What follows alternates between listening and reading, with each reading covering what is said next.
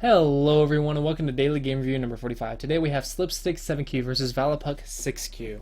So let's go ahead and look at the game, guys. Single digit Q game should be fairly interesting. So I think we're getting right out of the HQ range and we see the high Chinese opening, so we shouldn't see too many moves that are passing, because I think up to 8Q we have moves that are passing that they need to work on, so we'll see how that goes. And we see white immediately coming in, not very common, not very conventional, because white's going to get really cramped, but actually black chooses to come under. With the Chinese, normally you want to surround your opponent with something like this, or maybe something like this. Normally you want to surround your opponent in the Chinese when they come in, but black chooses to just take some territory here, which is kind of strange considering he played a high Chinese, which is meant for Moyo. Now white will play this way and black will come back. Black could think about hitting it like this. Maybe he doesn't like this shape though. However, if he plays this way, white can make this shape here, which is kind of good for white, and we'll see how it goes anyway. Black plays here, white plays here. I see no reason not to just play this way. This seems fine. Maybe white really wants an extension. Just go ahead and fix. Even if black comes in, you're still fine, because you have a high move, you can start pushing your opponent down. You should still be fine.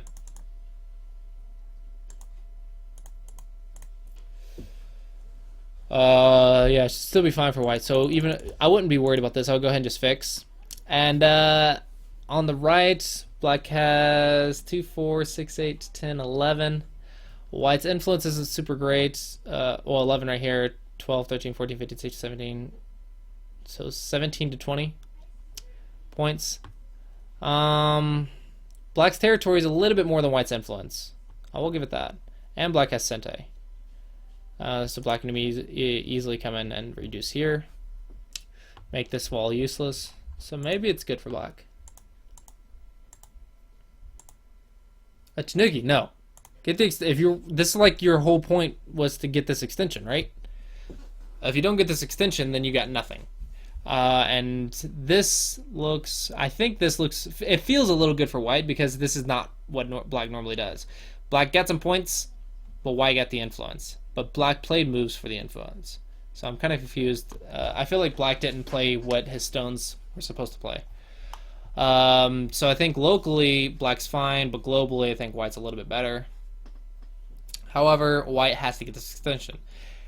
Just going in here, okay, this is just greedy. I think white really likes coming in black's area because white doesn't want black to get anything.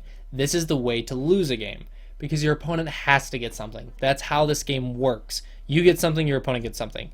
If you try and stop your opponent from getting anything, you're going to wind up with nothing, and your opponent's still going to get something, because it's almost impossible to stop your opponent from getting anything.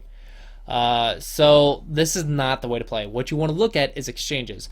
Black at this corner, so white needs to get something in exchange. If the exchange is good for white, then you're winning. If the exchange is good for black, then you're losing. But it's exchanges, guys, not stopping your opponent from getting anything. Black, you could also consider just playing this way. Oh. And when white plays this, you could just play it like this. And it's perfectly fine as well. And just another option to consider. I feel like black has too many stones on one side of the board, though, so black really needs to get to the other side of the board. This is crazy. The Joseki is here, here, here, here, here, here, here. This way white gets a 10-point corner and he's out. Here and here, white does not have a 10-point corner and he can be pushed down. Black plays here. This move doesn't make sense.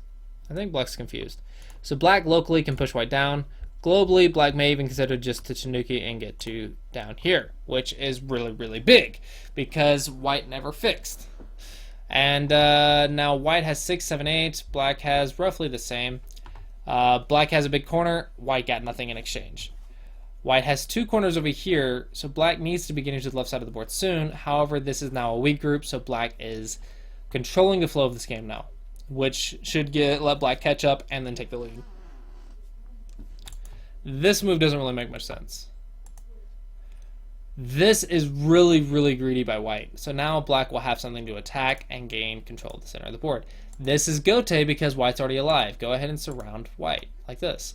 Both players need work. White, stop trying to prevent your opponent from getting anything as impossible. Play big moves. Fix yourself. Don't be so greedy. You don't have to be so greedy. Black, make your moves more powerful. You're responding normally, but if you want to improve, your moves need to be more powerful. So try playing with stronger level players. Get some teaching games with stronger players. Get your game reviews by stronger players. I think teaching games would help. I think playing some teaching games with stronger players will help you make your moves more powerful. Review pro games also. White, make your moves more normal. Stop preventing your opponent from getting anything. And get to the big moves more quickly. So play games and get them reviewed, and heed the advice of other players that tell you, hey, go to this big move, go to this big move. Get to the big moves. Your opponent's going to get something. Try and look at the exchanges. Review your own games. Look at the exchanges. Black got this, what did I get? Stop trying to prevent your opponent from getting stuff. So white is playing like this. Black, you can play solid like this.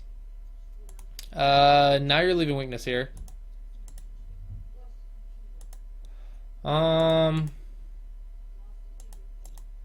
Unnecessary. White, just go ahead and take. Don't give black that extra move.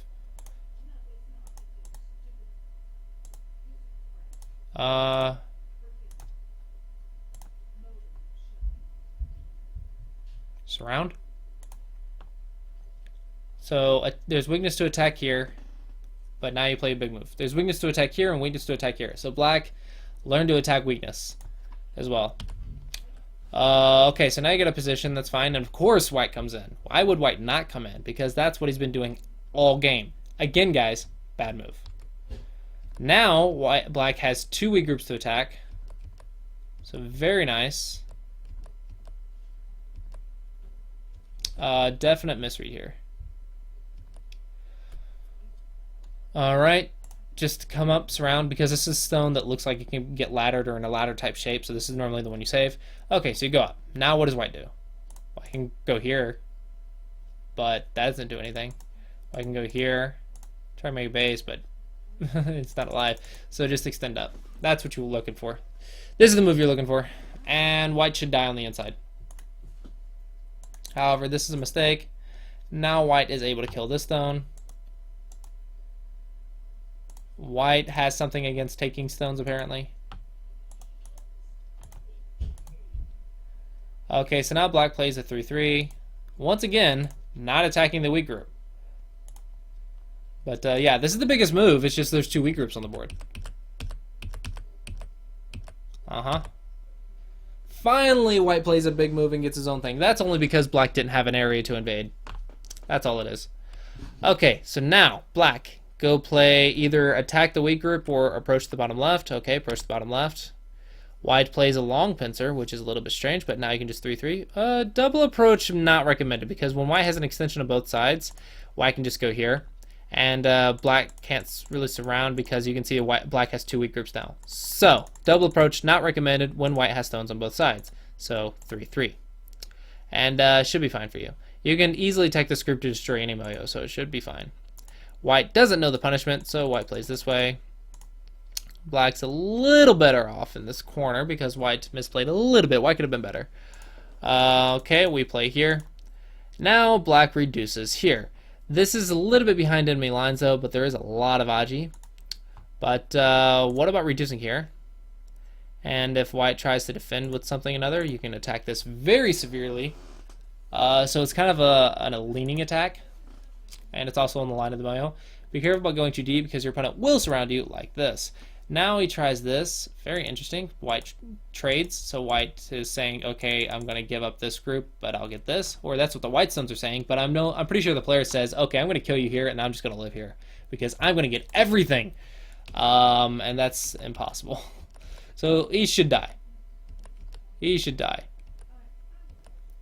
He should die. And he does die. Congrats, black. Good reading. White made a mistake. You gave your opponent way too many more dead stones. Learn to give up stuff. Learn to let your opponent have stuff.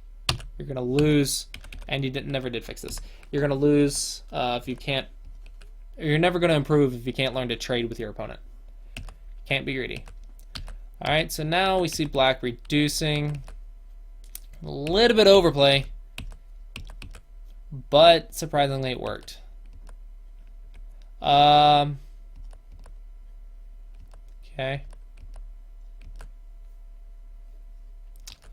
Okay, but I think I've pretty much said the main points in this game. Black, work on your reading. You need to work on your reading and your combinations. So get teaching games, or your attacks. Sorry, your reading and your attacks. So do go problems and get teaching games from stronger players. White, learn to play normal.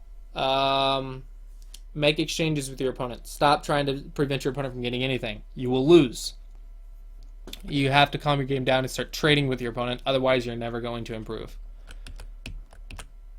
But okay, so black should win this game. I mean, okay, yep, it looks like black won. It says unfinished, but I'm pretty sure black's like way ahead. So yeah, black should win this game. Because 3 dead groups, well, 2.5. Huge area, black won.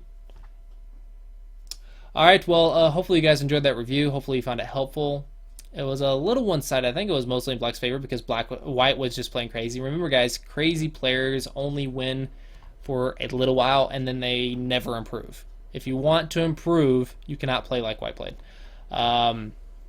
Black, you're going to have to learn to deal with these types of players. These types of players are crazy, but you're going to run into them every now and then. You have to learn to deal with it. And to do that, you need to learn how to attack and punish weaknesses, which these players are usually the best to practice how to attack weaknesses against.